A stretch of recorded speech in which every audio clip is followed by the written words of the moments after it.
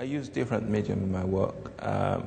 For me, it's more about the ideas, and the medium is just a means of expression. So if I feel that it's appropriate to express something in a particular medium, then I would do that. But of course, there's a link between everything anyway. And the fabrics I use in my work, obviously that came from the fact that my background is Nigerian, and when I was at art school, my work was very political, and I was making work about perestroika in Russia. And one of my tutors said, "You are African, aren't you? Why don't you make authentic African art?" And then so I wondered what he meant by authentic African art. So I went to Brixton Market and I bought some fabrics, and I started asking them about the fabrics as well. And they said the fabrics were actually manufactured in Holland. And then I started to find out more about the fabrics, and basically with the Dutch produced Indonesian fabrics industrially for sales to the Indonesian market. And the Indonesians didn't like the factory-produced versions of batik, so they tried West Africa, and the fabrics were very successful there. And of course, when we see those fabrics, we think of Africa. We don't necessarily think of Holland or Indonesia, and so I like the fact that something which is supposed to be African does carry all of these global transactions.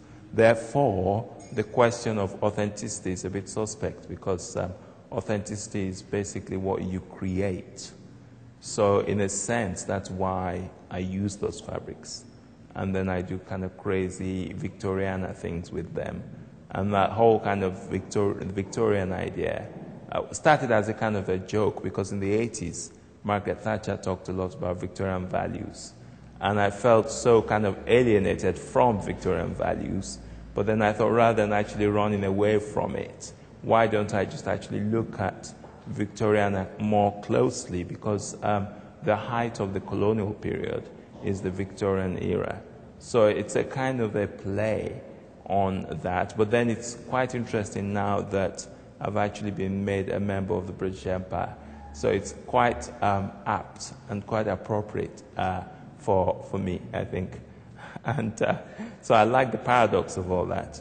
And that's why my artist name is now Yinka Shonibare, MBE. And I see that as a platform for me to kind of, make my work, express myself.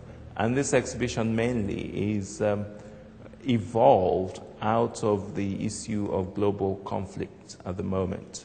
And as an artist, I don't quite know how to deal with it, because in the art world at the moment, we're having such a great time, and there are, nice, fairs to go to and biennales, and there's so much fun and so much money. But then, when we travel, you go to airports and then you get searched, and the level of security is so high. Yes, so on the one hand, there may be a lot of money around. We may be having fun in the art world, but at the same time, it's against the backdrop of actually very tight global security.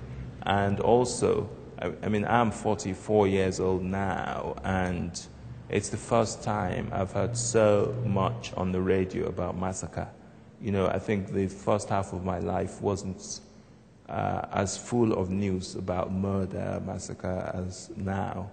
And as an artist, what does one do? Do I just simply ignore it and just carry on as if nothing is going on? Or do I sort of confront the tragedy that's actually unraveling around us?